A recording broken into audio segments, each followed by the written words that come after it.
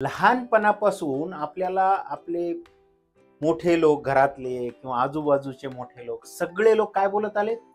चांगल्या सवयी लाव, चांगल्या हॅबिट्स ठेव, चुकीच्या सवयी लावू नकोस. पण प्रश्न महत्वाचा आहे की सवयी लागतात कशा? बरोबर ना? तर आज आपण तेच बघणार आहोत. How the habits are getting developed और how the habits are developed. Okay. सवय लागण्यासाठी सगळ्यात महत्वाची गोष्ट कुठली आहे माहिती आहे? की त्या पर्टिक्युलर सबस्टन्स किंवा बिहेवियर त्याच्यापासून आपल्याला थोडासा का होईना आनंद मिळाला पाहिजे. राईट? क्रिकेट खेळायला गेला, क्रिकेट खेळून आला, खूप आनंद झाला क्रिकेट खेळताना. ओके. कुठलेही गेम, व्हिडिओ गेम बोला, खेळताना आपल्याला आनंद होतो. किंवा सवय घ्या कुठलीही, वाईट सवय. आपण सवय बोलले का आपल्याला बरोबर लगेच समोर येतं वाईट सवय. चांगल्या पण सवयी असतात आणि वाईट पण सवयी असतात. सकाळी धावायची सवय चांगली सवय आहे, त्याने काय चांगलं वाटतं आपल्याला धावल्यानंतर. आता नेमकं काय होतंय बघा, चांगलं का वाटतं आपल्याला? कुठलीही सवय किंवा कुठलीही गोष्ट केल्यानंतर जिथे आपल्याला चांगलं वाटतं त्यावेळेस आपल्या मेंदूमध्ये काय होतं? डोपामाइन रिलीज होतं. डोपामाइन म्हणजे काय? ते केमिकल आहे आपल्या मेंदूमध्ये रिलीज होणारं, का जे न्यूरो ट्रान्समीटर, म्हणजे आपले जे न्यूरल सर्किट आहे ना, एंटायर बॉडीमध्ये न्यूरल सर्किट आहे.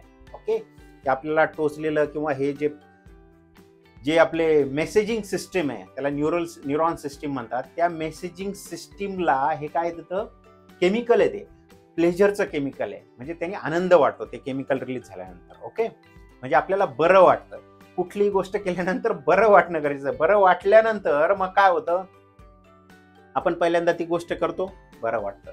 परत दुसऱ्यांदा करतो, दुसऱ्यांदा परत बरं वाटतं. असं आपण करत जातो. आता आपल्या मेंदूमध्ये प्रोग्रामिंग कशी आहे बघा. एकदा केल्यानंतर बरं वाटतं, दुसऱ्यांदा केल्यानंतर, तिसऱ्यांदा केल्यानंतर असं आपल्याला बरं वाटतं. पण प्रॉब्लेम काय होतो बघा. आता एक म्हण आहे आपल्याकडं, घर की मुर्गी दाल बराबर. रोज रोज जर ते जेवण भेटलं किंवा घरचीच जी चव जर आली तर आपल्याला चांगलं वाटत नाही. आपल्या माइंडला काय नवीन नवीन लागतं. ओके. आवर माइंड सिक्स नॉवेल्टी किंवा नवीन नवीन गोष्टी लागतात. त्याचप्रमाणे आज एक गोष्ट केली चांगलं वाटलं, दुसऱ्यांदा केली चांगलं वाटलं. मग जे डोपामाइन आहे, जे रोज रिलीज होणार आहे, त्याची क्वांटिटी हळूहळू कमी होत जाते. आपला ब्रेन सेम क्वांटिटीचं डोपामाइन रिलीज करत नाही. मग त्याच्यासाठी काय करायला लागतं आपल्याला? जास्त ती जी गोष्ट आहे ज्याच्यापासून आनंद मिळतो, आपण काय करतो? जास्त करण्याचा प्रयत्न करतो. आता नाही, जास्त केल्याने तरी आनंद मिळेल. त्याला सवयीचंच उदाहरण देतो. सध्या समजा दारू पिण्याची सवय घ्या. आता सगळ्यांना माहिती आहे दारू पिण्याची सवय कशी असते ते. अगोदर काय होतं? थोडी दारू पित होतो, त्याला बरं वाटतं. काही एक आठवड्यानंतर तेवढी थोडी दारू पिऊन त्याला बरं वाटत नाही, कारण same amount of dopamine release होत नाही माइंडमध्ये. त्याला डोपामाइन जास्त लागतं. मग तो काय करतो? जास्त पितो. जास्त पिल्यावर बरं वाटेल. असंच असतं प्रत्येक सवयीचं. मग जास्त करायला बघतं माणूस, म्हणजे त्याच्याकडं एंगेज होतं, जास्त एंगेज होतं. मग अशाने काय होतं बघा. आता इथे मी हे एक आकृती काढली आहे. हा रस्ता आहे. आता इमॅजिन करा, एखादा जंगलाकडे जाणारा रस्ता आहे डोंगरावरून आणि हिरवळ आहे पूर्ण. स्टार्टिंगला काय होतं? आपण ज्या रस्त्याने चालतो तो असा डॉट डॉट डॉट डॉट असतो, तिथे हिरवळ असते पूर्ण. मग जसे जसे लोक त्याच्यावर परत परत परत परत चालत जातात, तसा तसा तो रस्ता, ती हिरवळ बाजूला होत जाते आणि तसा तसा रस्ता बनत जातो. असा स्ट्रॉंग स्ट्रॉंग पूर्ण मार्ग बनत जातो. बरोबर ना? व्हिज्युअलाइज होतंय? आता 21 दिवस लागतात बघा ह्या गोष्टीला आपल्याला. बरोबर ना? आपण ऐकलेलं आहे की कुठलीही सवय लागण्यासाठी 21 डेज लागतात, 21 दिवस लागतात. 21 वेळा जर रोज गोष्ट ती केली परत परत, तर तो जो रस्ता आहे तो स्ट्रॉंग होतो. आता हे काय माहिती आहे? न्यूरल सर्किट आहे, न्यूरॉनचं सर्किट आहे आपल्या ब्रेन मधलं. रोज रोज जर तेच न्यूरॉन ट्रिगर झाले तर ते वायर होतात, म्हणजे एकत्र जोडले जातात. त्याचं सर्किट बनतं, स्ट्रॉंग सर्किट बनतं. हे स्ट्रॉंग सर्किट झालं न्यूरॉन्सचं. ओके. आता हे स्ट्रॉंग झाल्यानंतर मग काय होतं? मेंदू अडॅप्ट करतो त्याला. ओके. टॉलरन्स लेवल वाढते आणि एकदा का अडॅप्ट झालं तर ते आपल्या सवयीत रूपांतर होतं. आणखी एक गोष्ट आहे बघा मजेची सवयीसाठी, त्याला बोलतात क्यूज. आता काही सिगरेट पिणारे आहेत किंवा दारू पिणारे. सिगरेट पिणाऱ्यांचंच उदाहरण देतो बघा. जर ते जर कुठल्या प्रवासाला निघाले आणि 4-5 किलोमीटर पर्यंत पायी प्रवास निघाला, 5 किलोमीटर कुठेही सिगरेटची टपरी मिळाली नाही, तर त्यांना सिगरेट प्यायची इच्छा होते का? नाही. पण 5 किलोमीटर नंतर जर समजलं त्याला की आता 100 मीटरवर टपरी आहे, तर तो पटकन जाऊन लगेच, त्याला कसं तरी व्हायला लागतं, लगेच सिगरेटची तल्लप येते. ओके, तल्लप येणं बोलतात आपल्या मराठीत. That's cues. म्हणजे टपरी बघितल्यानंतर त्याला सिगरेट प्यावंसं वाटतं. गोडाचे पदार्थ बघितल्यानंतर आपल्याला ते गोड खावंसं वाटतं. ओके, हे डॉमिनोज वाले अर्धा किलोमीटर पर्यंत वास सोडतात डॉमिनोजचा, बरोबर. लास्ट लेक्चर मध्ये बघितलं, अर्धा किलोमीटर पर्यंत. म्हणजे आपल्याला जर डॉमिनोजचा वास आला की आपल्याला डॉमिनोजचा पिझ्झा खावासा वाटतो, बरोबर. ते स्टडी करतात आपल्या ब्रेनला. आता 21 डेज तुम्ही जर सेम मार्गावरून चालला तर ती पायवाट कशी स्ट्रॉंग बनते, मोठी बनते, तसंच आपले न्यूरल सर्किट स्ट्रॉंग होतात आणि टॉलरन्स लेवल वाढते. आणि ह्या क्यूज मदत करतात बघा, रोजच्या क्यूज. निमित्त बोलतो आपण, नाही काहीतरी निमित्त काढतोच आपण. ओके, आता त्या क्यूज मुळे आपला हा रस्ता स्ट्रॉंग बनत जातो. आता 3 फॅक्टर आहेत बघा त्या सवयी लागण्यासाठी. 3 फॅक्टर आहेत. पहिलं आहे जेनेटिक फॅक्टर, म्हणजे आपल्या अँसेस्टर, आपले पूर्वज आहेत, त्यांच्याकडून काही आपल्याला गोष्टी आलेल्या असतात. डिफॉल्ट प्रोग्रामिंग बोलतात त्याला. आपण एका मूवी मध्ये ऐकलेले ना, बदक के बच्चे को तैरना नहीं सिखाना पडता. म्हणजे बदकाच्या पिलाला ऑलरेडी पोहता येत असतंय जन्मापासून. म्हणजे हे डिफॉल्ट प्रोग्रामिंग आहे, आपल्या कम्प्युटर बरोबर आलेलं, आपल्या दिमागाबरोबर आलेलं डिफॉल्ट प्रोग्रामिंग. तसेच बरेचसे प्रोग्रामिंग आपल्या आई वडिलांकडून किंवा त्यांच्या आई वडिलांकडून, आपले जे अँसेस्टर्स आहेत, पूर्वज, त्यांच्याकडून आपल्या मेंदू बरोबर आलेले असतात किंवा आई वडिलांकडून आलेले असतात. बऱ्याच वेळा बोलतो ना, बघ वडिलांसारखंच करतोय. ओके, ते थोडंसं जेनेटिक फॅक्टर असतो. पहिला फॅक्टर आहे जेनेटिक फॅक्टर. जीन्समध्ये तुमच्या एक कंड्युसिव्ह गोष्टी असतात ऑलरेडी की तुम्ही त्या पटकन त्या सवयीला अडॅप्ट करता. म्हणजे एक काय झालं, जेनेटिक. दुसरं एन्व्हायरमेंट.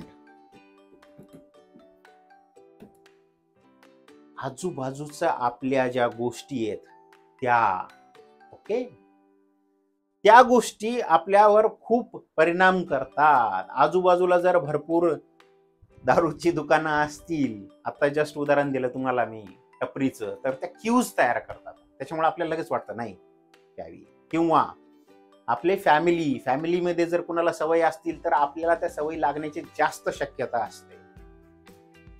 मित्रमंडळी, दररोज त्या टोळीमध्ये जाऊन ती टोळी जशी वागते, environment is stronger than your will power. काय बोलतं बघा, जे आजूबाजूचं वातावरण आहे ते आपल्या विल पॉवर पेक्षा भरपूर स्ट्रॉंग असतं. उदाहरण देतो गांधीजींचं. गांधीजींना एक चुकीच्या व्यक्तीबरोबर मैत्री झाली त्यांची. चांगला मुलगा नव्हता तो लहानपणी, तर सगळे बोलायचे त्या मुलाबरोबर दोस्ती करू नको, तो वाईट मुलगा आहे, वाईट सवय आहे त्याला. गांधीजी काय बोलले, नाही, मी त्याला सुधरवीन, त्याच्यात सुधार करीन, माझ्या सवयी चांगल्या आहेत, मी त्याला पण चांगला करीन. पण झालं काय, काही वर्षानंतर, 1-2 वर्षानंतर गांधीजींनी स्वतः त्या मुलाला बरोबर मिळून चोरी केली. त्यांनी लिहिलेलं आहे त्यांच्या बुकमध्ये, माय एक्सपेरिमेंट्स ऑफ ट्रूथ. ओके, सत्याचे प्रयोग, त्याच्यामध्ये लिहिलेले आहे त्यांच्या आत्मकथेत. सो जे आजूबाजूचं वातावरण आहे ते तुमच्यापेक्षा स्ट्रॉंग असते बघा, तुमच्या विल पॉवर पेक्षा. त्यामुळे जर तुम्हाला सवयी का लागल्या हा प्रश्न असेल तर आपल्या आजूबाजूचं वातावरण बघा, चांगली संगत ठेवा. वातावरण भरपूर महत्वाचं आहे. पहिला फॅक्टर बघितला आपण जीन्स, दुसरा फॅक्टर काय आहे, वातावरण. वातावरण चेंज करा म्हणजे तुम्हाला सवयीपासून, वाईट सवयीपासून बाहेर यायला मदत होईल, किंवा वातावरण चेंज करा, तुम्हाला चांगली सवय लागायला मदत होईल. जिम लावली किंवा व्यायाम करणाऱ्या ग्रुप बरोबर राहिलो तर व्यायामाची सवय लागेल, सायकलिंग करणाऱ्या ग्रुप बरोबर राहिलो सायकलिंगची सवय लागेल. ती महत्वाच्या गोष्टी आहेत बघा या. आता तिसरी गोष्ट आहे बघा, इमोशन, तुमची मेंटल स्टेट,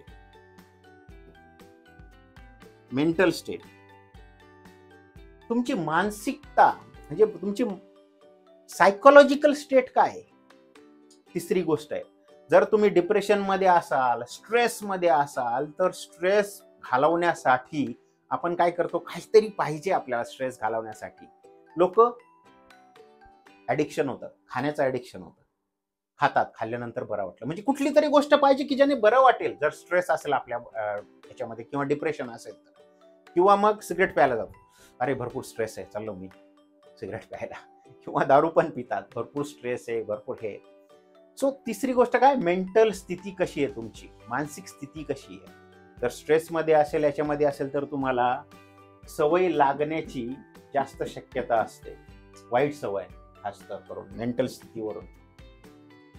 जर तुमची मेंटल स्थिती जर आनंदी असेल तर आनंदी लोकांमध्ये जाण्याची पण तुम्हाला जाता तुम्ही, चांगल्या पण सवयी लागतात. त्यामुळे लक्षात घ्या 3 गोष्टी आहेत, जेनेटिक, ओके, आणि जेनेटिकवर तुम्ही बोलणार की नाही आता माझ्या आईवडिलांकडूनच सवय आली. पण एक 30 वर्षापूर्वीपर्यंत माणसाला असंच होतं की नाही डिफॉल्ट प्रोग्रामिंग आलंय, ते चेंज करता येत नाही. त्याला बोलतात न्यूरोप्लास्टिसिटी. प्लास्टिसिटी म्हणजे काय, प्लास्टिक कसं आपण वितळून परत त्याचा दुसरे आकार बनवू शकतो ना, म्हणून त्याला न्यूरोप्लास्टिसिटी म्हटलं गेलं. याचाच अर्थ काय, आपल्या ज्या ओरिजिनल सवयी आहे, डिफॉल्ट प्रोग्रामिंग सुद्धा चेंज करता येतं. हा शास्त्रज्ञांना शोध लागला 30 वर्षापूर्वी.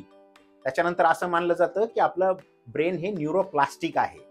म्हणजे आपण जुन्या सवयी वितळून आपल्या प्लास्टिक सारख्या परत नवीन सवयी त्यामध्ये टाकू शकतो. पण त्याच्यासाठी तुम्हाला मोठी मेहनत लागेल किंवा जास्त वेळ किंवा तुम्हाला ग्रुप चेंज करावा लागेल. आता प्रॉब्लेम कुठं होतो बघा, प्रॉब्लेम होतो की आपल्याला सवयी लागतात आणि लगेच जातात. साधं उदाहरण घ्या, न्यू इयरला बरेचसे लोक रिझोल्युशन करतात, नाही मी व्यायामाला जाणार, सकाळी उठून मी व्यायामाला जाणार, रोज व्यायाम करणार आणि माझे बॉडीचं शेप चेंज करणार किंवा बॉडी टाईप चेंज करणार. सगळ्यांचे रिझोल्युशन असतात. पण होतं काय, पहिल्या दिवशी गेला जिमला, दुसऱ्या दिवशी पण जातो, तिसऱ्या दिवशी पण जातो, चौथ्या दिवशी गायब. आता हे का होतं बघा, आपल्याला सवय लागते का व्यायामाची रिझोल्युशन करून? नाही, आपण भरपूर रिझोल्युशन करतो. दुसरं उदाहरण घ्या, दारूचं उदाहरण घ्या किंवा सिगरेटचं उदाहरण घ्या, वाईट सवयीचं. आता एक चांगली सवय सांगतोय तुम्हाला व्यायामाची, दुसरी सवय सांगतोय दारूची. थोडंसं दारू पिल्यावर बरं वाटतं किंवा बियर पिल्यावर बरं वाटतंय, मित्रांबरोबर गेल्यावर, दुसऱ्यांदा गेल्यावर बरं वाटतंय. या सवयीमध्ये काही त्रास आहे का? त्रास होतोय का तुम्हाला? उत्तर आहे नाही. वाईट सवयी आपल्याला लवकर लागतात किंवा चान्सेस जास्त असतात, कारण वाईट सवयीमध्ये कुठलाही त्रास नसतो, स्ट्रेस पडत नाही आपल्या मेंदूला. आपला मेंदू कायम त्रास मुक्त राहण्याचा प्रयत्न करतो, शॉर्टकट मारण्याचा प्रयत्न करतो, जास्त ताण नको डोक्याला त्याला. या सवयीमध्ये इथे त्रास आहे. जर भरपूर वजन उचलली एखाद्या दिवशी तर दुसऱ्या दिवशी स्नायू दुखतात. मग आपण काय करतो, नाही माझ्याच्याने नाही होणार, जाम हातपाय दुखतात, आपण दुसऱ्या दिवशी जात नाही, तिसऱ्या दिवशी जात नाही. मग प्रॉब्लेम हाच होतो. सवय डेव्हलप करण्यासाठी तुम्हाला कंटिन्युअस रेग्युलर प्रयत्न करावे लागतात. वाईट सवय डेव्हलप करायला प्रयत्न करावे लागत नाही. त्यामुळेच मी काय बोलतो, 21 डेजचा हा जो फॉर्म्युला आहे ना, हा रॉंग हॅबिटसाठी, चुकीच्या सवयीसाठी हा फॉर्म्युला 21 दिवस लागतात. पण चांगल्या सवयीसाठी 65 दिवसापर्यंत किंवा त्याच्याही पेक्षा जास्त दिवस लागतात. 65 डेज 65 डेज गुड हॅबिटसाठी. कारण गुड हॅबिटमध्ये त्रास होतो ना. आता सायंटिफिकली प्रूव्ह झाले की आपल्याला काही गोष्टींना जास्त वेळ लागतो, कारण इथे त्रास होतो. त्यासाठी तुम्हाला रेग्युलर प्रयत्न, ज्या गोष्टींमध्ये प्रयत्न करावे लागतात किंवा त्रास होतो, तो त्रास सहन करावा लागतो, तरी ते बॅरियर क्रॉस करावं लागतं. म्हणून गुड हॅबिट्स आणि बॅड हॅबिट्स इझिली अडॉप्ट होतात, लक्षात घ्या. आणि दुसरी सगळ्यात महत्त्वाचा प्रॉब्लेम काय, आणखीन आपल्या आजूबाजूचं जे वातावरण आहे ते कंडिसिव्ह टू बॅड हॅबिट्स, चुकीच्या सवयींसाठी कंडिसिव्ह झालेलं आहे. हा मोठा प्रॉब्लेम आहे. मोबाईल फोन घ्या किंवा काही घ्या, रील्स घ्या, काही पण. हे बघा, प्रत्येक ठिकाणी चांगल्या गोष्टी पण आहेत, रील्समध्ये चांगल्या गोष्टी पण आहेत. आता तुम्ही बघताय ही चांगली गोष्ट आहे. पण जर तुम्ही चुकीच्या गोष्टी बघणार मोबाईलवर किंवा युट्यूबवर, चांगल्या सवयी नाही आहेत त्या. त्यामुळे कुठल्याही गोष्टीला 2 बाजू असतात नाण्याला, एक चांगली असते आणि एक वाईट असते. प्रत्येक ठिकाणी आपण चांगली गोष्ट घेण्याचा प्रयत्न करा, ज्याने करून आपण बघितलं ना, उद्दिष्ट, आपलं जे आयुष्याचं उद्दिष्ट आहे, ध्येय आहे, ते आपल्याला प्राप्त होईल. त्यामुळे तुम्ही बोलणार आता सर वाईट सवय कशी घालवायची, बरोबर ना. आता वाईट सवय घालवण्यासाठी रॉंग, आपण चुकीची सवय, हा प्रश्न असेल तुमचा. चुकीची सवय लागली, आता घालवायची कशी, प्रोसेस तीच आहे, सेम प्रोसेस आहे. 21 दिवस ऍटलिस्ट तुम्हाला ऍब्स्टेन